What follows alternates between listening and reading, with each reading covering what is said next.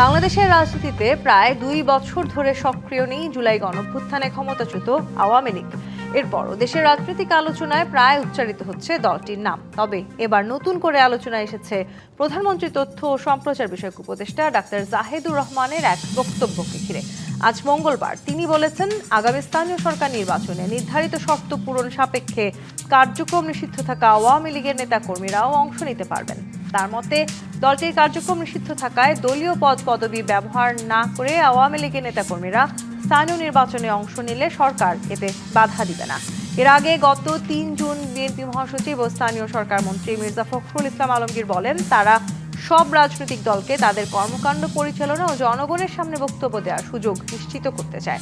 তবে এর মধ্যে আওয়ামী লীগ আছে কি না তা স্থানীয় সরকার মন্ত্রী স্পষ্ট না করলেও এর সমালোচনা করে জামায়াত বলছে, বিএনপি আসলে ভাসুরের নাম নিতে লজ্জা পায়, যে কারণে দলটি সরাসরি আওয়ামী লীগকে ফেরানোর কথা বলছে না। তবে কি আওয়ামী লীগের প্রতি নমনীয় হচ্ছে 17 বছর নির্যাতিত হওয়া বিএনপি? না হলে ক্ষমতাসীন দলটির এমন বক্তব্যের কারণ কি? নাকি এমন বক্তব্যের পেছনে রয়েছে কোনো আন্তর্জাতিক চাপ? এসব নিয়ে আলোচনায় আজ রাজকাহন স্টুডিওতে আছেন এবি পার্টির চেয়ারম্যান মুজিবুর রহমান মঞ্জু, বাংলাদেশ জাসদের সাধারণ সম্পাদক নাজমুল হক প্রধান এবং আমাদের সাথে যুক্ত হবেন বিএনপির সংসদ সদস্য সাদাত হোসেন সেলিম। স্বাগত জানাচ্ছি আপনাকে রাজকাহনে। মুজিবুর রহমান মঞ্জু, বাংলাদেশের রাজনীতিতে প্রায় 2 বছর ধরে আওয়ামী লীগ সক্রিয় নেই, কিন্তু নানান সময় নানানভাবে আসলে তারা আলোচনায় আসার চেষ্টা করেছে এবং অবসরের ভাবনা প্রত্যাখ্যান করেছেন শেখ হাসিনা, সেটি নিয়েও এখন বেশ একটা আলোচনা চলছে। শেখ হাসিনা নানান সময় ভারতের মাটিতে বসে বাংলাদেশকে নিয়ে নানান বক্তব্য দিয়েছেন, সেটিও আমরা দেখেছি। এখন হঠাৎ করে সামনের যে নির্বাচন, অর্থাৎ স্থানীয় সরকার নির্বাচন, সেই স্থানীয় সরকার নির্বাচনে যেটি আজকে প্রধানমন্ত্রী তথ্য ও সম্প্রচার বিষয়ক উপদেষ্টা ডাক্তার জাহিদুর রহমান বলেছেন যে সেই নির্বাচনে নির্ধারিত শর্ত পূরণ সাপেক্ষে কার্যক্রম নিষিদ্ধ থাকা সত্ত্বেও আওয়ামী লীগের নেতাকর্মীরা অংশ নিতে পারবেন। তার মানে আওয়ামী লীগের নেতাকর্মীদের ফিরে আসার সম্ভাবনা একেবারেই প্রকট হয়ে গেল। প্রথমে ধন্যবাদ আপনাকে। আমি আজকের আলোচনার শুরুতেই এর সুযোগে একটা ধন্যবাদ দিয়ে দিতে চাই বাংলাদেশ ক্রিকেট দলকে। তারা আজকে অস্ট্রেলিয়াকে হারিয়েছে, এটা দীর্ঘ সময়ের পরে 2021 বছর পরে এরকম একটা বড় অর্জন আমাদের হয়েছে। আপনি যেটা বলেছেন যে আওয়ামী লীগ রাজনীতিতে সক্রিয় নেই, আমি অবশ্যই এটা মনে করি না। আমি মনে করি আওয়ামী লীগ বাংলাদেশের রাজনীতিতে উপস্থিত থাকুক, শারীরিকভাবে না থাকুক, আওয়ামী লীগ বাংলাদেশের রাজনীতিতে আলোচনাটাই থাকবে। যেহেতু গণ অভ্যুত্থানের আলোচনা যখনই আসবে, 5ই আগস্ট পরবর্তী পরিস্থিতি যতবারই আসবে, প্রাসঙ্গিকভাবে আওয়ামী লীগের কথা আসবে। এবং আপনি দেখবেন যে প্রত্যেকটা আলোচনায় আমরা যখন রাজনৈতিকভাবে তুলনা করি, কম্পেয়ার করি, তখন কিন্তু ফ্যাসিবাদী যুগের সাথেই আমরা বিভিন্নভাবে সময়গুলোকে তুলনা করে থাকি। শেখ হাসিনা প্রতিনিয়ত তার দলকে নিয়ে সে কাজ করছে। আওয়ামী লীগের লোকেরা নানাভাবে অর্গানাইজ হওয়ার জন্য চেষ্টা করছে, দেশে বিদেশে বাইরে বিভিন্নভাবে। এখনও যদি আপনি মনে করেন যে আর্থিকভাবে শক্তিশালী অবস্থান কার আছে, আপনি দেখবেন আওয়ামী লীগের লোকদের যে অর্থনৈতিক শক্তি অবস্থান আছে দেশে বিদেশে মিলিয়ে, আমি মনে করি অন্য কোনো রাজনৈতিক দল তার ধারে কাছে নাই আর্থিক অবস্থা জায়গা থেকে, যদিও সেটা কালো টাকার একটা প্রভাব। স্থানীয় সরকার নির্বাচন নিয়ে যে কথাটা আপনি বললেন, সেটা হচ্ছে যে স্থানীয় সরকার নির্বাচন যেটা ডাক্তার জাহেদের কথায় আসলো, আমি বুঝলাম না, ওনার কথাটা কিছুটা কন্ট্রোভার্সিয়াল মনে হয়েছে আমার কাছে। একটা হচ্ছে নির্ধারিত শর্ত আবার পূরণ কি? স্থানীয় সরকার নির্বাচনের ব্যাপারে তো আমরা বললাম যে এখানে কোনো দলীয় প্রতীক নিয়ে কেউ নির্বাচন করবেন না, দলীয় পদবীর ব্যবহারটা থাকবে না। যদিও আমরা অবাক হচ্ছি যে আমরা বিভিন্ন রাজনৈতিক দলকে দেখতে পাচ্ছি তারা আনুষ্ঠানিকভাবে দলীয় প্রার্থী ঘোষণা করছেন। তো আওয়ামী লীগ সেই দলীয় প্রার্থীতে আমরা অনেকে এই ধরনের আওয়ামী লীগের নেতাকর্মীদেরকেও কিন্তু দেখছি যুক্ত হচ্ছেন, টানাটানি করছেন, যুক্ত হচ্ছেন। এটাও একটা ইন্টারেস্টিং, সেটা বলবো যে কারা এই যে বলছেন যে আমরা বাধা দিব না, মানে এই প্রশ্নটা কেন আসছে যে আপনি কি চাইলে কাউকে বাধা দিতে পারেন? নির্বাচনে কে করবে না করবে এটা তো আইন দ্বারা নির্ধারিত হবে। এটা কি সরকার সিদ্ধান্ত নিবে যে কাকে সে ইচ্ছে করলে নির্বাচন করতে দিবে, কাকে দিবে না? এখন আসেন, একটা হচ্ছে যে আওয়ামী লীগের ব্যাপারে যে সিদ্ধান্তটা হয়েছে, আমাদের অনেকে বলেন যে এটা কিন্তু আইনগতভাবে একটা সিদ্ধান্ত হয়েছে, বা যে আইনটা করা হয়েছে যে আওয়ামী লীগ একটা ফ্যাসিবাদী দল, তারা আমাদের সন্ত্রাসবাদের সাথে এই দলটার সম্পৃক্ততা আছে, এই দলটা গণহত্যার সাথে জড়িত, এই দলটা লুটপাট, তারপরে আমাদের নির্বাচন ব্যবস্থা ধ্বংস, গণতন্ত্র ধ্বংসের সাথে জড়িত। এটার পরিপ্রেক্ষিতে আওয়ামী লীগের কার্যক্রম নিষিদ্ধ রাখা হয়েছে। এখন যখনই তার দলীয় কার্যক্রম নিষিদ্ধ, সে দলীয়ভাবে আমাদের যে নির্বাচনগুলো আছে এগুলোতে সে অংশগ্রহণ করতে পারছে না এবং তার তো নিবন্ধনও বাতিল হয়ে গেছে। এখন আওয়ামী লীগের কোনো সাপোর্টার যদি লোকাল নির্বাচনে অংশগ্রহণ করে আইনগতভাবে তো আপনি বাধা দিতে পারেন না।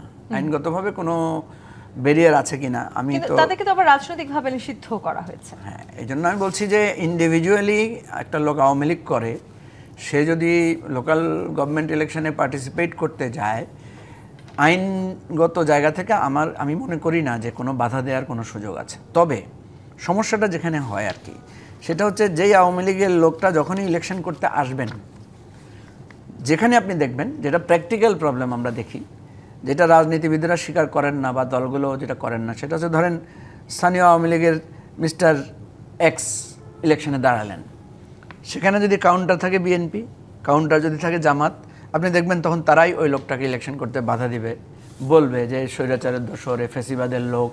এবং ওই লোকের বিরুদ্ধে যদি সত্যিকার অর্থে খুন, মানে অর্থ লোপাট, দুর্নীতির অভিযোগ থাকে, তাহলে তার বিরুদ্ধে মামলা যদি থাকে মামলা করবে বা মামলা থাকে। মানে দায়িত্বটা আসলে আপনি সাধারণ জনগণের উপরে দিতে মানে দেওয়া উচিত, সেটি বলার চেষ্টা করছি। না, আমি সেটা বলছি না। আমি বলছি প্র্যাকটিক্যালি আওয়ামী লীগের লোকদের নির্বাচনে পার্টিসিপেট করা আমি সম্ভাবনা কম দেখি, সুযোগটা কম দেখি। বর্তমান যে বাংলাদেশে আসলে রাজনৈতিক যে প্রেক্ষাপটে দাঁড়িয়ে আছে আমরা সেই জায়গাটিতে আমাদের সাথে বিএনপি সংসদ সদস্য সাদাত হোসেন সেলিম যুক্ত হয়েছেন। আপনাকে স্বাগত জানাচ্ছি রাজকাহনে। নাজমুল হক প্রধান, আপনার কাছে আসি। শেখ হাসিনাকে আমরা একটি আন্তর্জাতিক গণমাধ্যমের ইন্টারভিউতে বলতে শুনেছি, তিনি বলেছেন তিনি মাথা উঁচু করে দ্রুত ফিরবেন এবং তিনি এটিও বলেছেন যে সেখানে তাকে এই প্রশ্নটা করা হয়েছিল যে মানে তিনি যদি বারবার যে ঘোষণা দিচ্ছেন তিনি দ্রুত বাংলাদেশের মাটিতে ফিরবেন, তিনি এসে আবার এই আওয়ামী লীগের হাল ধরবেন। এখনকার যে প্রতিকূল পরিস্থিতি, অর্থাৎ আওয়ামী লীগের জন্য যে প্রতিকূল পরিস্থিতি, সেই পরিস্থিতিতে নেতাকর্মীদের প্রত্যাবর্তন বা আওয়ামী লীগের রাজনীতিটা আবার শুরু করা কতখানি বাস্তবসম্মত বলে মনে করেন? একটা বিষয় হচ্ছে যে এই কথাগুলি আসতেছে এই কারণে, সরকার, বর্তমান যে সরকার 2/3 মেজরিটি নিয়ে যারা ক্ষমতায় এলেন, এই সরকার কিন্তু পুরনো পথেই হাঁটছে। পুরনো পথে মানে আওয়ামী লীগ সরকার পরিচালনা করতে যে যে কাজগুলি করেছে সেই কাজগুলি করছে। এক্সট্রা কিছু মবও আছে বিভিন্ন জায়গায়। আজকে ইতিমধ্যে এখানটা নির্বাচন নিয়ে আলোচনা, স্থানীয় নির্বাচনে মঞ্জু ভাই যে কথাগুলি বললো, এটা এইভাবে বলার কোনো দরকার নেই সরকারের পক্ষ থেকে। আওয়ামী লীগের শর্ত পূরণ করে হ্যাঁ লোকটা নির্বাচন করতে পারবে বা আওয়ামী লীগ লোকরা করতে পারবে। দেশ স্বাধীনের পরে, মুক্তিযুদ্ধে, এত বড় মুক্তিযুদ্ধের পরে মুসলিম লীগেরা ভোট করেছে এবং সব জায়গায় জিতেছে। আমার এলাকায় জিতেছে, চেয়ারম্যান হয়েছে। ব্যান্ড ছিল, বলা হয় না ওখানটা যে মুসলিম লীগেরা ভোট করতে পারবে, যে যারা বা আইনগতভাবে যাদের কোনো এলিগেশন নেই তারা পারবে, যারা কোলাবোরেটরের কাছে যুক্ত হয়নি পারবে। বিষয়টা হচ্ছে আজকে এইভাবে বলা হচ্ছে কেন? এইভাবে বলা হচ্ছে এই কারণেই যে সরকার এখানকার, যদি আমি আন্দোলনের বলি, আমি যদি সামগ্রিক বিষয় যদি বলি, সরকার কোনোটাই ফুলফিল করতে পারছে না মানুষের আকাঙ্ক্ষার দিকটা। যার কারণে সরকারের পক্ষ থেকে আজকে একটা ব্রিফিংটা আমি খেয়াল করেছি যে শর্ত পূরণ করে হলেও না ভোট করতে পারবে। যে চাপটা আসবে সেটা হচ্ছে সেখানটা বিএনপি, জামাত বা আদার্স যে পার্টিগুলো আছে না, আওয়ামী লীগের দাঁড়াতে গেলে তারপর তো চড়া হবে, তো মব হবে। এখনও তো মব হচ্ছে, যদিও স্বরাষ্ট্রমন্ত্রী বলেছেন যে মব শেষ হয়ে গেল, তারপর দেখছি আমরা মব হচ্ছে। ঠিক এই কথা বলার মধ্য দিয়ে ইসলাম সরকার নির্বাচনটা সংঘাতপূর্ণ হবে বলেই মনে করছি আমি। এবং আমি জানি না সরকারের পক্ষ থেকে আসলে কি করতে চায়। একটা বিষয় হচ্ছে যে খুব পরিষ্কার, আমরা 69 সালে যেমন গণ আন্দোলনের পরে মুসলিম লীগ ডিফিটেড হয়েছিল এবং ইলেকশনের মধ্যে দিয়ে ডিফিটেড হয়েছিল। এখানটায় আওয়ামী লীগকে নির্বাচনের মধ্যে ডিফিট করার এই রিস্কটা আন্দোলনের শক্তি নেয় নাই, এটা নেওয়া উচিত ছিল। নিলে কিন্তু আজকে যে কথাগুলি আসছে এই সমস্যা ফেস করতে হতো না। ব্যান করে দিয়ে বলতে যে আওয়ামী লীগের লোকরা ভোট করতে পারবে ইসলামী সরকারদের না, যদি কোনো না থাকে। তো যদি থাকে তাহলে একদিন ঘুরে কেমনে তারা বহু লোক তো মপ করে ধরতেছেন। মানে এই যে কথার দ্বিচারিতা বলছি, রাজনীতিকে আরও বেশি সংঘাতের দিকে নিয়ে যাচ্ছে। আমি মনে করছি এখনও সময় আছে বাংলাদেশের বর্তমান সময়ে আমাদের যারা সরকারের পক্ষ থেকে এবং বিরোধী দল, এই দুইটা দলেই একই ধরনের রাজনীতি বহুদিন ধরে করছে, অ্যান্টি আওয়ামী লীগ পলিটিক্স যেটাকে বলি আমরা। এখন অ্যান্টি আওয়ামী লীগ পলিটিক্সটা কী রূপে করবে, ব্যান তো করে দিচ্ছেন, কী রূপে করবেন তার একটা ফরমা ঠিক করেন। আওয়ামী লীগকে যেচে এনে বিএনপি আওয়ামী লীগকে ব্যান করবে রাজনীতিতে, সেই সম্ভাবনা কি আছে আপনার মনে হয়? বিএনপি আওয়ামী লীগকে ব্যান করবে মানে বুঝলাম না কথাটা। না, আওয়ামী লীগকে রাজনৈতিক দল হিসেবে ব্যান করার জন্য বিএনপি আসলে কোনো কাজ করবে সেরকম? ব্যান তো করে দিছে, পার্লামেন্টে আইন করে পাস করছে না। ইউনূস সাহেব করছিল একটা অর্ডার দিয়ে অর্ডিন্যান্স দিয়ে আর এনারা তো আইন করে ফেলছে, পার্লামেন্টে আইন করে পাস করে ফেলছে। তাহলে এখন ফলে আবার যখন ডাক্তার সাহেবকে আমরা বলতে শুনলাম, সেইখানটা সেটাকে কেন তাহলে আপনি ইনভাইট কিভাবে করছে তাদেরকে? দেখছেন? লোকাল গভর্নমেন্ট ইলেকশন আসলে ইনভাইট করছে কেন? এই কি প্রশ্নটা জন্য আমি ইনভাইট করতে করতেছে? চাই। হ্যাঁ, কারণটা কি? আমি সেটা একটা সংঘাতকে ইনভাইট করতেছে, আমি এটাই বলতে চাচ্ছি। মানে সংঘাতটা তাহলে আসলে বিএনপি শুরু করবে, মানে বিএনপি আওয়ামী লীগের মধ্যে কি তাহলে এই সংঘাতটা আমরা দেখতে যাচ্ছি কিনা, নাকি আসলে ত্রিপক্ষীয় বা বিএনপি চতুর্মুখী সংঘাত হতে যাচ্ছে? সংঘাতটাকে ডেকে নিয়ে আসতেছে।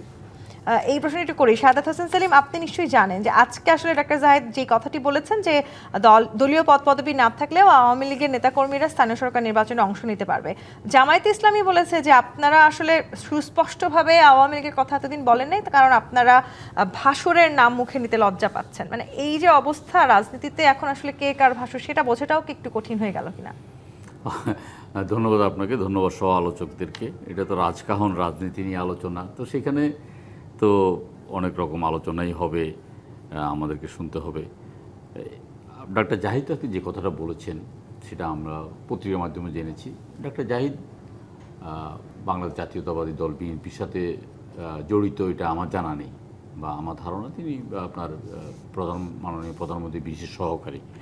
তো তিনি যে কথাটা বলেছেন আজকে, সে কথাটা অন্তর্নিহিত অর্থ হয়তো আমরাও বুঝতে একটু সমস্যা হচ্ছে। যেহেতু আওয়ামী লীগ রাজনৈতিকভাবে নিষিদ্ধ, সেহেতু আওয়ামী লীগের নির্বাচনে অংশগ্রহণ করা বা না করার কথা এখন আসার কথা দরকার ছিল না, বা বলারও দরকার ছিল না। আগে স্থানীয় সরকার নির্বাচনের ব্যাপারে সিদ্ধান্ত হোক, কবে নাগাদ স্থানীয় সরকার নির্বাচন হবে। যেমন স্থানীয় সরকার নির্বাচনের ব্যাপারে সরকার থেকে একটা সিদ্ধান্ত এসেছে যে এটা দল পরিচয়বিহীন বা দলীয় প্রতীকবিহীন নির্বাচনটা হবে।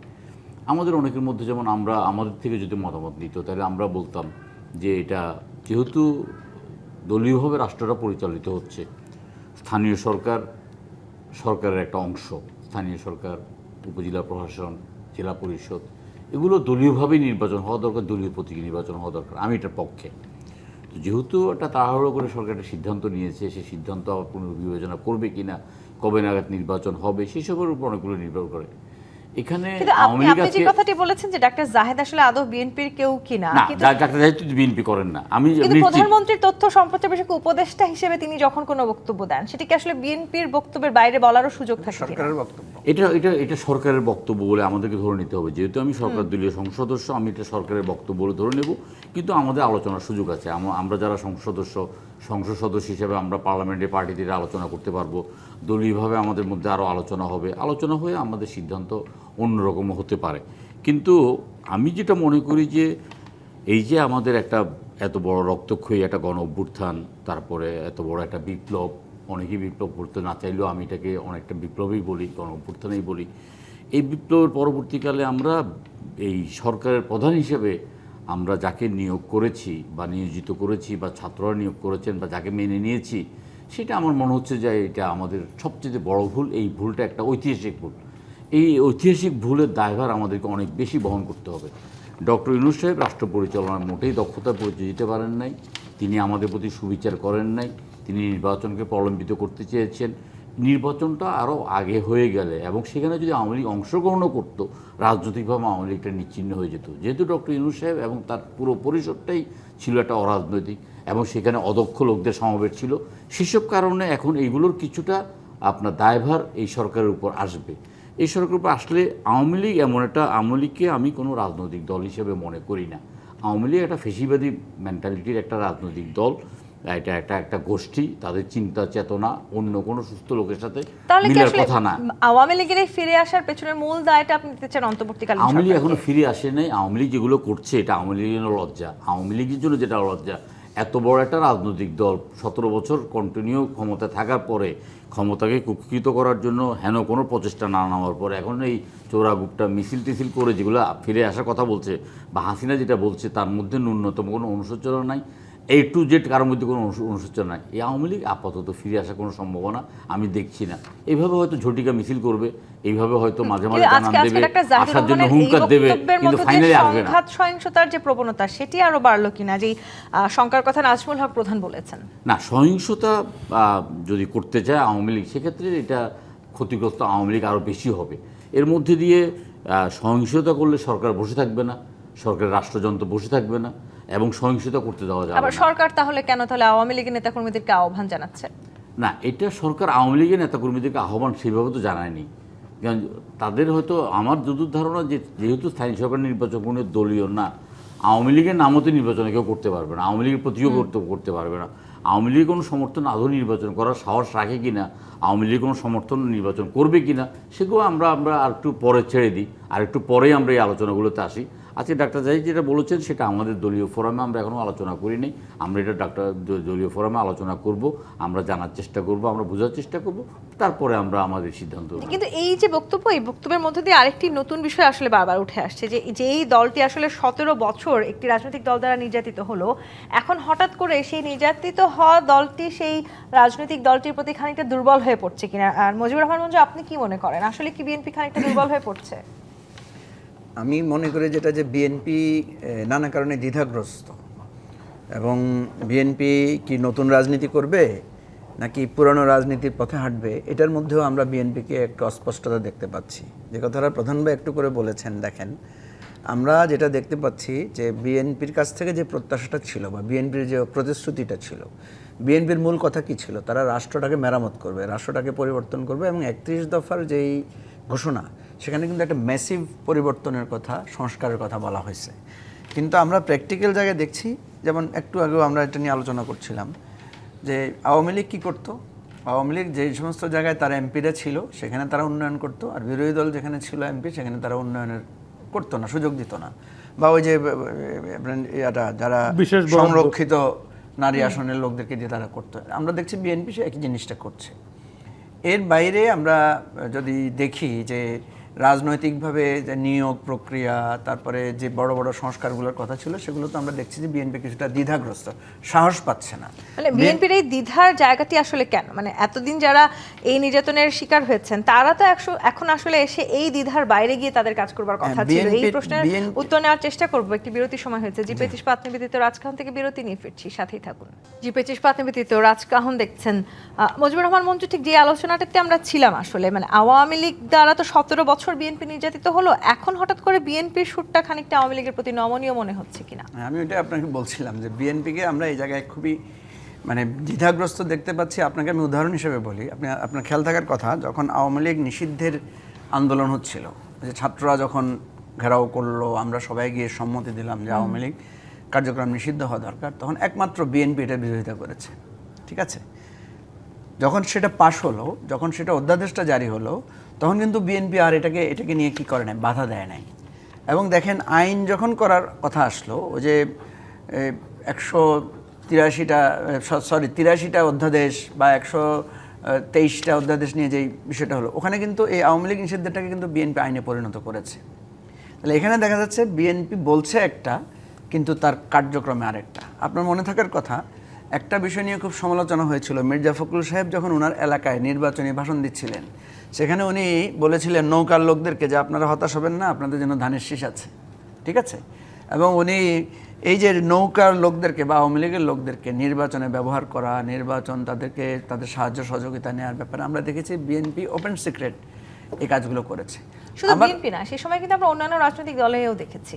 আমি তো বিএনপিকে নিয়ে আলোচনা করছি, জামায়াতের একজন নেতাকেও আমরা বলতে শুনেছি এই কথা, একই কথা। আমি জামাতের তো আছেই, আমি বিএনপিকে নিয়ে যেহেতু আলোচনাটা হচ্ছে, আগে বিএনপিটা বলছি, যখন জামাতেরটা আসবে সেটাও আমি বলবো। তো বিএনপিকে এই জায়গায় দেখা যাচ্ছে, যেহেতু এখন বিএনপি ক্ষমতায় আছে, তারপরে দেখেন ছাত্রলীগ বা আওয়ামী লীগ যত জায়গায় মিছিল করেছে, যত জায়গায় অ্যাটাক হয়েছে, তারা অ্যাটাকের শিকার হয়েছে। আপনি দেখবেন ম্যাক্সিমাম জায়গায় অ্যাটাক করেছে কিন্তু ছাত্র দলের নেতৃত্বে, অর্থাৎ বিএনপি সবসময় নেতৃত্বে থাকে এদেরকে বাধা দেওয়ার ব্যাপারে। আমি যেটা মনে করছি যে দেখেন আজকেও আপনি যে প্রশ্ন তুলেছেন, যে ডাক্তার জাহেদ যে কথাটা বলছেন, অ্যাপারেন্টলি মনে হচ্ছে আওয়ামী লীগের প্রতি তারা একটু মানে দুর্বলতা দেখাচ্ছে। অ্যাপারেন্টলি মির্জা ফখরুল ইসলাম সাহেব বলছেন যে আমরা কারোকে বাধা দিব না, সবার রাজনীতির উন্মুক্ত আছে, কিন্তু ফিল্ড লেভেলে বাধাটা সবচেয়ে বেশি দিচ্ছে বিএনপি। আপনি যদি দেখেন, আপনি দেখেছেন যে অন্তর্বর্তীকালীন সরকারের সময়ে একটা মামলা বাণিজ্যের অভিযোগ উঠেছিল, যে বহু লোকের নামে মিথ্যা মামলা দেওয়া হয়েছে। সেটা কি, যে স্বৈরাচারের দোষর, ফ্যাসিবাদের দোষর। মামলাগুলো কারা দিয়েছে? বেশিরভাগ কিন্তু বিএনপির লোকেরা মানে দিয়েছে। আওয়ামী লীগের ইস্যুতে তাহলে বিএনপি নেতাকর্মীদের এক ধরনের দ্বিচারিতা কি প্রকাশ পাচ্ছে শাহাদাত হোসেন হ্যাঁ, সেলিম? আমি- আপনি আরেকটা যে কথাটা আপনি বলেছেন ওটা বলে শেষ করি, সেটা হচ্ছে জামাতকেও বা এনসিপিকেও ক্ষেত্র বিশেষে দেখা গেছে যে ভোটের প্রসঙ্গ, স্বার্থের প্রসঙ্গে আমরা দেখেছি তারা নানাভাবে যোগাযোগ করছে। কালকে দেখলাম যে চিটাগাংয়ে এনসিপির একজন ওই ছাত্রলীগের কাকে বলছে মিছিল কখন করবে, মিছিলে বাধা দিবে না, এই ধরনের একটা মানে ফোনের আলোপার লিক হয়েছে। কথা হচ্ছে আওয়ামী লীগকে সবাই, ওই যে আপনি যেটা বলছেন ভাসুরের নাম নিতে সবাই আওয়ামী লীগকে ব্যবহার করার একটা প্রবণতার মধ্যে আছে। তাহলে কি বিএনপির এই দ্বিচারিতাটার কারণটা একই কারণ কিনা, মানে আওয়ামী লীগকে আসলে বিএনপিও এখন ব্যবহার করতে চায় কিনা? আমার কাছে অনেকটা দেখুন, সেরকমই মনে হচ্ছে। বিএনপি দ্বিচারিতার তো প্রশ্নই আসে না। এই আমার জানা মতে আমি আমার নির্বাচনী এলাকা দিয়ে বলতে পারি যে আওয়ামী লীগের কোনো নেতা কর্মী বিএনপির যোগদান করেন কিন্তু জামায়াত কিংবা তাদের যারা জোটসঙ্গী আছে তাদের তো এটাই মনে হচ্ছে যে আপনারাও আওয়ামী লীগকে ব্যবহার না, করছেন। কিন্তু আওয়ামী লীগকে ব্যবহার করছে জামাত। আমার এলাকাতে আওয়ামী লীগের নেতাকর্মীরা কিন্তু জামাতে যোগদান করেছে। আর বাংলাদেশের যতগুলো জায়গাতে এই মুহূর্তে আওয়ামী লীগকে প্রতিহত করা হচ্ছে মিছিলে, মিটিংয়ে বা ইয়েতে, সেটা বিএনপি করছে, জামাত করছে না। সুতরাং বিএনপি আওয়ামী লীগের প্রশ্নে কোনো দ্বিচারিতা নাই। আমি তো সেটাই আওয়ামী লীগ একটা মানে দুই রকমের কাজ করছে কিনা আওয়ামী লীগ, দুই সেই রকম কাজ অভিযোগটাই করলেন মুজিবুর রহমান আপনি দুই রকম কাজ কোথায়? একটা হলো গণতান্ত্রিক দৃষ্টিভঙ্গি। ধরেন আমরা যেটা মনে করি যে বিএনপিকে 17 বছর পর্যন্ত আওয়ামী লীগ দাবিয়ে রাখতে পারে নাই, বা আমরা 70 সালেও দেখেছি যে আওয়ামী লীগের সমস্ত নেতাকর্মীরা জেলে থাকার পরেও আওয়ামী লীগ কিন্তু সার্ভাইভ করছে। রাজনৈতিক দলকে রাজনৈতিকভাবে পরাজিত করতে হয়। রাজনৈতিক দলকে আপনি পেশিশক্তি দিয়েও পরাজিত করতে পারবেন না, রাজনৈতিক দলকে আপনি রাষ্ট্রীয় বাহিনী দিয়েও পরাজিত করতে পারবেন না, রাজনীতিকে রাজনীতি পরাজিত করতে এই হয়। থেকে যে আমরা রাজনীতি বিএনপি করছে আসলে বিএনপি আওয়ামী লীগকে নিয়ে, সেই প্রসঙ্গে জামায়াতের সহকারী সেক্রেটারি জেনারেল তিনি আজকে বলেছেন যে বিএনপি আসলে ভাসুরের নাম নিতে লজ্জা পায়, সরাসরি আওয়ামী লীগকে ফেরাতে চান, এই কথা স্বীকার করলেই তো হয়। মানে আসলে কি চায়? না, দেখুন, জামাতে ইসলামের রাজনীতি এই মুহূর্তে অন্ধকার চোরাগলিতে চলছে। আমরা একই সময়ে আমরা 71-এর যুদ্ধ অপরাধী, 71-এর ঘাতক দালালদের বিরুদ্ধে রাজনীতি করতে হবে, আবার 24-এর যে মানে আপনার জনগণের উপর নির্মমভাবে নির্যাতনকারী অথবা গণতন্ত্র হত্যাকারী, গণতন্ত্রকে একেবারে নির্বাসনে পাঠিয়ে দেওয়া যে আওয়ামী লীগ, যে দেশটাকে অর্থনৈতিকভাবে একেবারে ফোকলা করে দিয়েছে, আমরা বাংলাদেশ জাতীয়তাবাদী দল একইভাবে একই সময়ে আমরা দুটো অপশক্তির বিরুদ্ধে আমাদেরকে লড়াই করতে হবে। দুটো অপশক্তিকে আমাদেরকে রাজনৈতিকভাবে মোকাবিলা করতে বিএনপির হবে। এখনকার বক্তব্যগুলো কি আসলে ঠিক সেই বার্তাটুকুই দিচ্ছে কি? আমি তো এই বার্তা, আমি তো আপনাকে বা আপনার মাধ্যমে জনগণকে সেই বার্তাটাই দিচ্ছি। আমাদেরকে বাংলাদেশ জাতীয়তাবাদী দলকে একই সময়ে বাংলাদেশ জাতীয়তাবাদী দলকে জামাতে ইসলামের নেতৃত্বে যে আপনার যুদ্ধ অপরাধী বলেন অথবা যে ধর্মীয় আপনার মৌলবাদী উত্থানের যে রাজনীতিটাকে, তার বিরুদ্ধে আমাদের কথা বলতে হবে। পাশাপাশি যে গণতন্ত্র হত্যাকারী ফ্যাসিস্ট আওয়ামী লীগের বিরুদ্ধে আমাদেরকে রাজনীতি করতে হবে। আমরা সেভাবে রাজনীতি করতেছি। আমরা রাজনৈতিকভাবেই আমরা তাদেরকে পরাজিত করতে চাই। আমরা রাষ্ট্রীয় শক্তি দিয়েও তাদেরকে পরাজিত করতে চাই না, আমরা পেশি দিয়ে পরাজিত করতে চাই না। যেহেতু আওয়ামী লীগ রাজনৈতিকভাবে নিষিদ্ধ, তাদের রাজনৈতিক কর্মকাণ্ড নিষিদ্ধ রাজনৈতিক দলের কর্মকাণ্ডকে প্রতিহত করার দায়িত্ব বা সেখানে বাধা দেওয়ার দায়িত্ব রাষ্ট্রের। সেটা রাষ্ট্র যদি করে সেখানে রাষ্ট্র করতে পারে। কিন্তু বিভিন্ন ক্ষেত্রে বাংলাদেশ জাতীয়তাবাদী দলও যেহেতু 17 বছর আওয়ামী লীগ দ্বারা নির্যাতিত হয়েছে, নিষ্পেষিত হয়েছে, তাদের সমস্ত অধিকার ভুলণ্ঠিত হয়েছে, সেক্ষেত্রে বহু ক্ষেত্রে সাধারণ জনগণের সাথে নিয়ে আওয়ামী লীগকে বিএনপি প্রতিহত করছে। এই সমীকরণটা মেলাতে গিয়ে আবার নানান সময় আন্তর্জাতিক এক ধরনের চাপের কথা সামনে আসছে। নাজমুল হক প্রধান, যেই বিএনপি আসলে বারবার বলছে তারা দীর্ঘদিন আওয়ামী লীগ দ্বারা নির্যাতিত হয়েছে, তারা আওয়ামী লীগের রাজনীতিকে নিষিদ্ধ করতে চায়, আবার তারাই যখন আবার নানান সময় দেখা যায় যে নির্বাচন করতে পারবে আওয়ামী লীগের নেতা কর্মীরা, শর্ত সাপেক্ষে যদিও সেটি, এই ধরনের বক্তব্য দেন, তখন এই প্রশ্নটিও আসলে বারবার রাজনৈতিক বিশ্লেষকরা বলার চেষ্টা করছেন এটি কি কোথাও না কোথাও গিয়ে কোনো আন্তর্জাতিক চাপের কারণে? আসলে আমি ওরকম মনে করছি। আমি বলছি এখানটা আসলে বিএনপি এখনও স্ট্র্যাটেজি ঠিক করতে পারে নাই, কারণ তার অপোজিশন হচ্ছে এখানে ঘাড়ের উপর দম ফেলতেছে, নিঃশ্বাস ফেলতেছে জামাত পার্লামেন্টে। কিন্তু মাঠের পরিবেশ এরকম আছে যে আওয়ামী লীগকে যেহেতু ব্যান করছে, আওয়ামী লীগ এত বড় দল, এত লোক আছে, তাই না, এটা বিএনপির লোকরাই বলে বা সবাই বলে, তাহলে এই লোকগুলি কী করবে? ফলে এই যে কৌশলটা ঠিক করতে পারেনি, যার কারণে দেখবেন একটু তো ভ্রান্তি ঘটতেইছে এখানটা। এটা কি বলবেন যে এই যে স্থানীয় সরকার নির্বাচন আসেই নাই, এখনও বিএনপি পুরনো পথে হাঁটছে, এটা আলোচনা করছি ইতিমধ্যে আমরা, যে মামলাগুলির ধরন কি। এই এখনও আজকেও দেখলাম যে একজন শিক্ষককে ধরে যে আওয়ামী লীগের সঙ্গে সম্পর্ক হওয়ার কারণে তাকে ধরে তাকে পুলিশে দিয়ে দিছে বিএনপির লোকরাই। তাহলে এই যে কাজগুলি হচ্ছে, এই কাজগুলির কিন্তু গতি প্রকৃতি ভালো না আজকে। ফলে এই যে ঠিক করতে পারেনি, কার বিরুদ্ধে রাজনীতি করবে বিএনপি।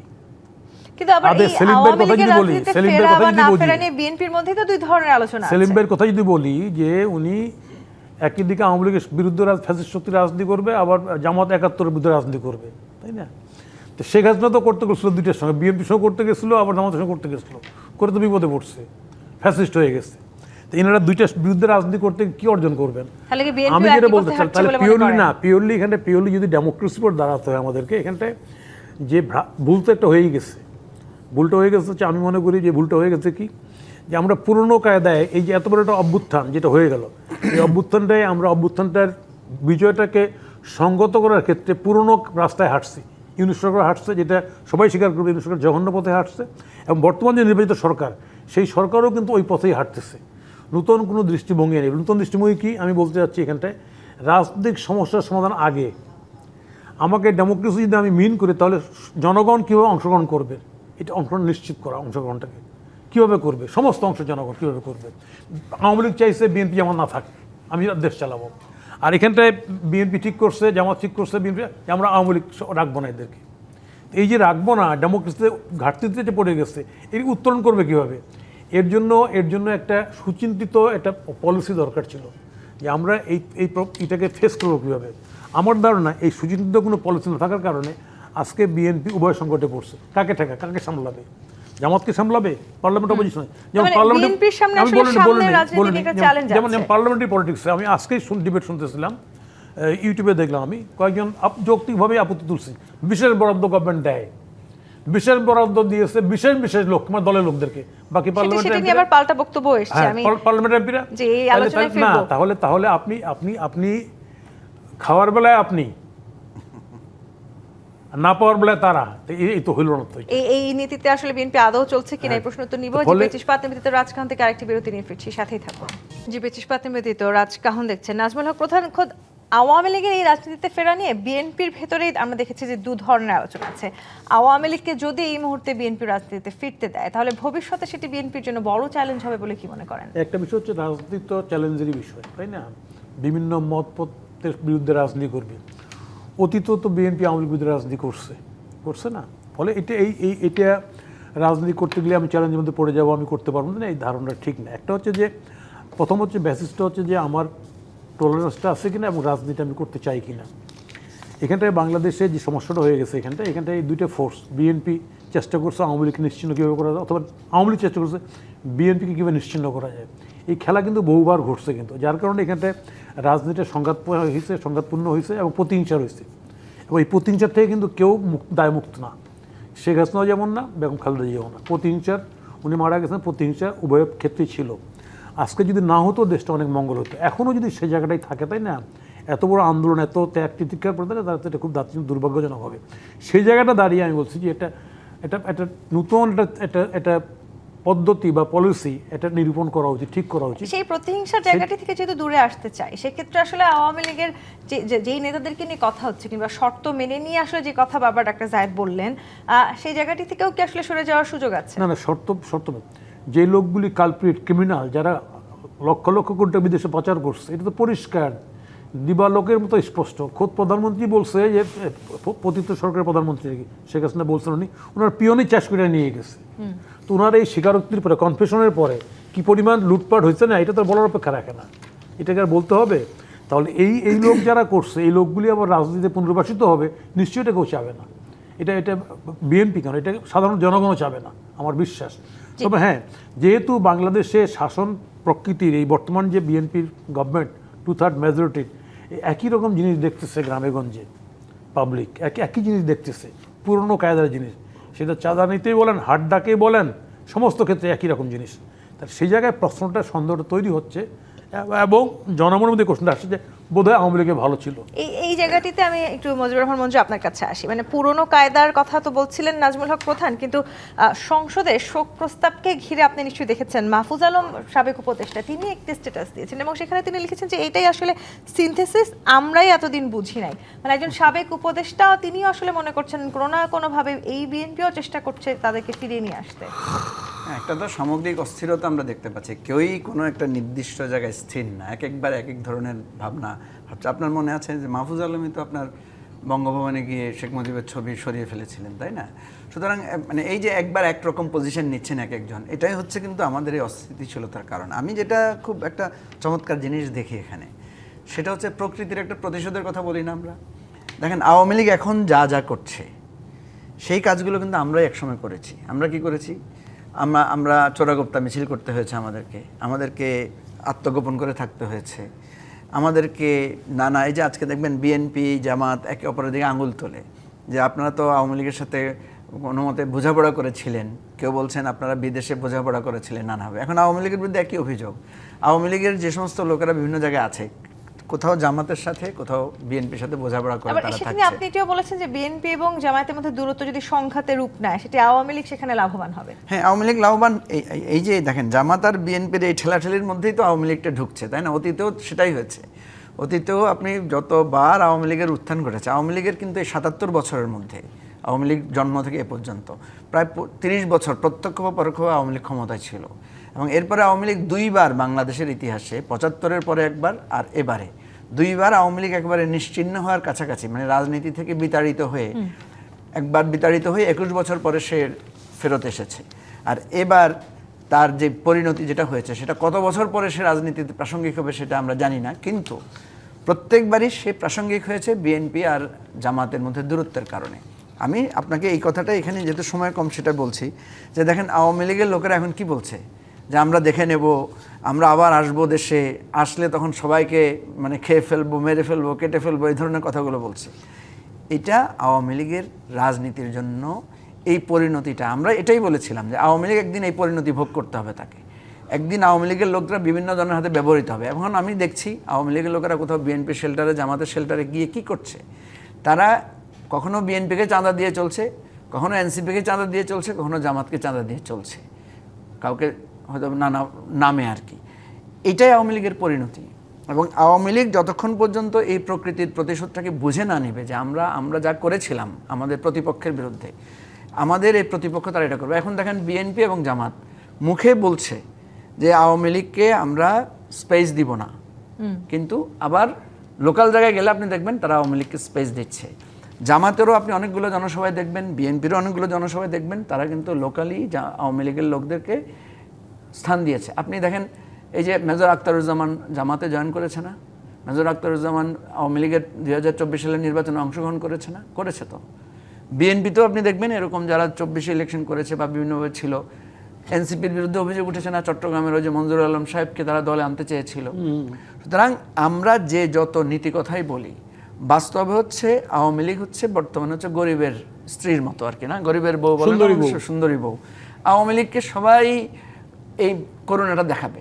এবং আপনি এটা লিখে রাখেন, আওয়ামী লীগ যেখানে মাথাচাড়া দিতে উঠবে সেখানে এই তিনও দল বা আরো অন্যান্য দলেরা সবাই একসাথে আওয়ামী লীগকে পিটাবে। আওয়ামী লীগ আসলে এই মুহূর্তে তাদের নিজেদের কর্মকাণ্ডের জন্য যে প্রাকৃতিক যে প্রতিশোধ, সেই প্রতিশোধের ভেতর দিয়ে তারা সময় পার করছে। কিন্তু আবার এই আওয়ামী লীগকে পার্লামেন্টে পাশ করে আইন করে কার্যক্রম নিষিদ্ধ করা হয়েছে, তাই নিষিদ্ধ সংগঠন আওয়ামী লীগ কিভাবে কর্মসূচি পালন করে সেটি দেখার বিষয় সরকারের, সেই কথাটিও বলেছে জামায়াত ইসলামী। আবার একই সময় আমরা যখন ডক্টর জাহিদকে আজকের যে বক্তব্য দিতে শুনেছি, তার আগেও তিনি বলেছেন শেখ হাসিনার প্রতিও আমাদের ইনসাফ থাকবে। তিনি যদিও বিচারিক ইনসাফের কথা বলেছেন, সেই ইনসাফটুকু আসলে বিএনপি এই মুহূর্তে কিভাবে করতে চায়? দেখুন, নিষিদ্ধ সংগঠন হিসেবে আওয়ামী লীগ যাদের কর্মকাণ্ড পরিচালিত করছে সেখানে সরকার অ্যাকশনে যাচ্ছে।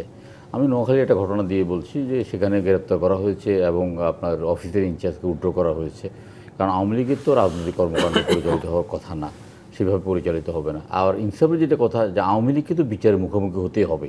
আওয়ামী লীগের যে গণহত্যা, আওয়ামী লীগের যে অর্থ পাচার, আওয়ামী লীগের যে গণতন্ত্র হত্যা, এই জিনিসগুলোর বিচার তো হতেই হবে। আমি আওয়ামী লীগের একটা ব্যাপারগুলো আমাদেরকে খুব বেশি মানে একদিকে ধরুন রাজনৈতিকভাবে পীড়া দেয়, অথবা আমি মনে করি যে আওয়ামী লীগ এমন একটি রাজনৈতিক দল এই রাজনৈতিক দলটাই কোনো রাজনৈতিক দল নয়, এটা একটা ধর্মান্ধ গোষ্ঠীর সাথে তুলনা করা যায়, যে A to Z একদম নিচের লেভেল থেকে উপর লেভেল সর্বোচ্চ লেভেল পর্যন্ত তাদের মধ্যে কোনো অনুশোচনা নাই। তারা যে 2008 সালের এই যে আপনার নির্বাচিত হওয়ার পর তত্ত্বাবধায়ক সরকার ব্যবস্থাপনাটাকে যদি বাতিল না করতো, আজকে আওয়ামী লীগের মধ্যে এই উপলব্ধিটা হওয়া দরকার যে তত্ত্বাবধায়ক সরকার ব্যবস্থাটা যদি আজকে থাকতো তাহলে গণতন্ত্রটা চর্চা থাকতো, কখনো আওয়ামী লীগ ক্ষমতা আসতো, কখনো বিএনপি ক্ষমতা আসতো, কখনো তৃতীয় কোনো শক্তি যদি আবার জনগণের মন জয় করতে পারতো তারা ক্ষমতা আসতো, অর্থাৎ বাংলাদেশে গণতন্ত্রটা চলমান থাকতো। কিন্তু আবার স্থানীয় সরকার নির্বাচনের মধ্য দিয়ে আওয়ামী লীগ ফিরে আসবে, সেই সুযোগটা আসলে বিএনপি সেই সুযোগটা আমি মঞ্জু ভাইয়ের সাথে একমত যে সেই সুযোগের কোনো অবকাশ নাই। কারণ এই যে আপনার আমরা যারা হাতে হাত রেখে কাঁধে কাঁধ মিলিয়ে আমরা যে স্বৈরাচারের বিরুদ্ধে আমরা বিভিন্নভাবে যুগপৎ আন্দোলন করেছি, আমরা তাদের দ্বারা নির্যাতিত হয়েছি, মঞ্জু ভাইরা বারবার জেলে যেতে হয়েছে, মানে ফিজিক্যালি টর্চার হয়েছে, যখনই আওয়ামী লীগের কথা আসবে তখন কিন্তু প্রত্যেকটা বিশেষ করে জুলাই অভ্যুত্থানের পক্ষের শক্তিগুলো কিন্তু এক হয়ে যাবে, এক হয়ে কিন্তু আওয়ামী লীগকে প্রতিহত করবে। এটা একদম আপনি নিজেদের প্রয়োজনে সবাই তাদেরকে নিজেদের দলে ফেরানোর চেষ্টা করছে, সেই কথাও তো বললেন। এটা কিছু কিছু ক্ষেত্রে ধরেন বা বিভিন্ন জায়গায় স্থানীয় বিভিন্ন ইকুয়েশনে হয়তো আওয়ামী লীগের কোনো কোনো নেতা গা বাঁচানোর জন্য হোক বা কোনো কারণে হোক তারা করছে, যোগদান করছে, তবে আপনার এই যে মানে সেই রকম কোনো উল্লেখযোগ্য কোনো নেতা আমি আমার নির্বাচনী এলাকা বলতে পারি উল্লেখযোগ্য কোনো নেতা কিন্তু এলাকাতে নাই। উল্লেখযোগ্য নেতারা তো সব পালিয়ে গেছে। না, সেটাই বলতে, এলাকাতে নাই, ঢাকাতেও নেই, তারা সবাই পালিয়ে গেছে।